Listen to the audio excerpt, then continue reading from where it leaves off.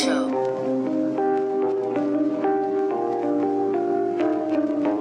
Yo, it's the Grown Kid Talk Show. Yo, Grown Kid Talk Show. Yo, it's the Grown Kid Talk Show. It's time to do our math from all of our reviews. Here are all the scores broken down. Metacritic 86, the 72, and 55. Divide all of that by 3, we get 71. Games Radar was a 5 out of 5, and on a scale of 100, it is, well, 100.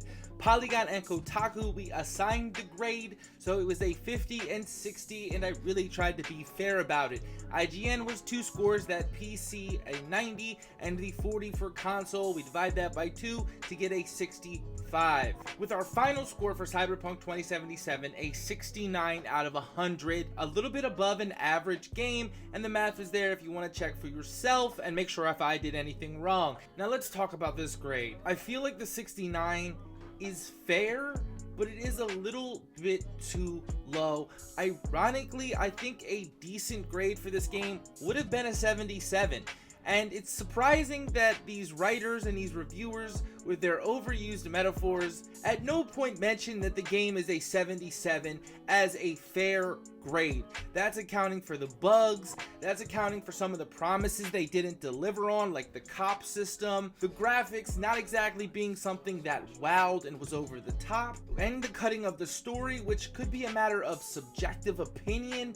I think a 77 actually would have been the most fair of a grade. So I'm going to give you my 2 scores for the game, and we're going to talk about my opinion on the game. I personally think Cyberpunk 2077 objectively should have got around a 77. I don't think it breaks that 80 line. Games are supposed to do something more, and that's why for the first time ever in the reviews, I have a second grade accompanied with this, and it's a 100. And I picked a 100 only because I want to emphasize the idea that this game is so worth it. The game is so good. Let's exclude all of the negatives I talked about. The game is so good. It has such great moments in it, such great characters. Everything they tried to do, I want to give credit for, praise it, because it was such a great story and a great ride to be on. One of the best RPGs, open world or otherwise, I've played in a long time. That's why I'm just going over the top and giving it that 100. However, the official score I would give it is a 77. But this game I cannot recommend enough. I highly suggest you play Cyberpunk 2077 however you can. If you want to be one of those people who want to just complain about the bugs and that's the only thing, then you know what? You are missing out on what this game really has to offer. Now let's talk about what this game actually has to offer. One of the best characters I've ever met in a video game, and that's Pan Am. Very few reviewers decided to talk about the deep characterization of Pan Am. First of all, it's one of the best, if not the best, sex scenes I've ever seen in video game history. Pan Am is smart, bold, strong, independent. She is an amazing character. And did I mention that sex scene was absolutely phenomenal? I don't think I can emphasize it enough. I don't even want to show you because I want you to play the game and experience it for yourself. It's that good. It's that memorable. It's so dope.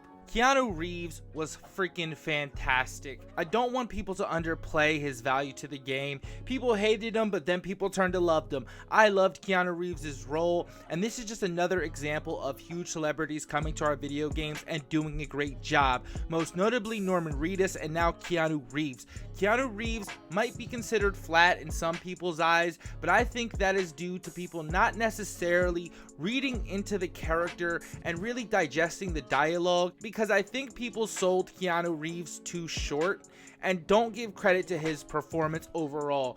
Keanu Reeves was one of the best aspects of this game, but Keanu Reeves is fantastic in that he is the antagonist, yet the protagonist, and somehow is able to infiltrate your mind, make you think with so many quests that are just so convoluted in their theoretical application to how we think. This game was a thinking man's game, and that is for sure. If you're into that, Keanu Reeves will be that antithesis. He'll be that nagging rock star, rock and roll, sex, drugs, nothing matters, I'm a mopey kind of character, but you'll love Keanu Reeves because he shines in the role especially given how the game turns out for him at the end. I'm sorry I had to add this. I'm at the point now I just want to get the video out to y'all. I got to get back on schedule. And now let's talk about the endings. I got the secret ending, so to speak. I actually got it on accident, but I'm glad I did because I do consider that the main ending. However, I am struggling with now accepting the ending you get with Pan Am, because Pan Am is such a great character overall. She is just dope. I think the others are good and suffice. Some are better than others in terms of what they can do for the story moving forward or not moving forward. I think all of that is acceptable, but I do think canon is that secret ending. I will talk about some other things that are great in this game. One, this game does not hold your hand. You are not going to just fill out your attribute board and your skill perks and shit. You have to make decisions and you have to be okay with that. And I like when games don't hold your hand through those kind of things. I think the driving is serviceable. I like when games find a justification for fast travel and use transportation methods in the way that they're supposed to be used. I, for one, really liked the idea of, for example, Final Fantasy 15 and the car is just a mode of travel. I think Cyberpunk was trying to do something of the same thing, and I personally really like that. I don't want it to be Grand Theft Auto. As much as people compared and want it to be Grand Theft Auto, I am so glad it's not, because it is so much more than Grand Theft Auto. Some of the criticisms I've found of the game are based on assumptions, and I've used that word a lot, are just assuming things. I came into Cyberpunk with an open mind, only things we saw from the trailers. I've critiqued Cyberpunk and CD Projekt Red on numerous occasions. People hated that, and it seems now people are coming around to some of the things I was saying. The game wasn't ready for console. My suggestion is that I think Cyberpunk 2077 will be the first game, in my opinion, that truly deserves a director's cut. CD Projekt Red placated to a minority when it came to story length, and it really shows, because there were so many moments I wanted more, and it wasn't because that more wasn't there, it's because they cut it. And that's the biggest shame to me.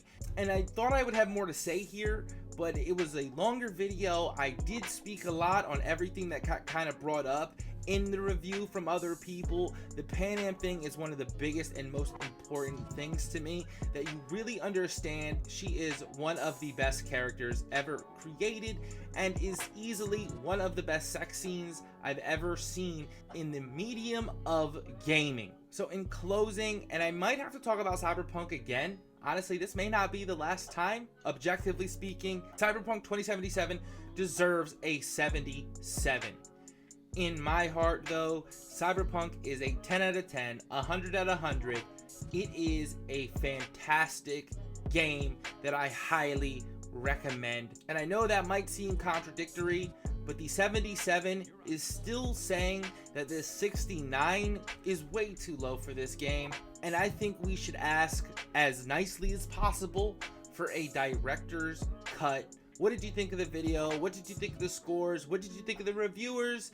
What do you think about my final two scores? I might have just added to the confusion about what to think about this game. Go check out Cyberpunk. Don't let their assumptions become your assumptions. Go play this game. You will not regret it. I know I talk a lot. I definitely rambled. I didn't rant because I talked with a few friends about this first. I'm the Grown Kid, and I'll catch you back in another video.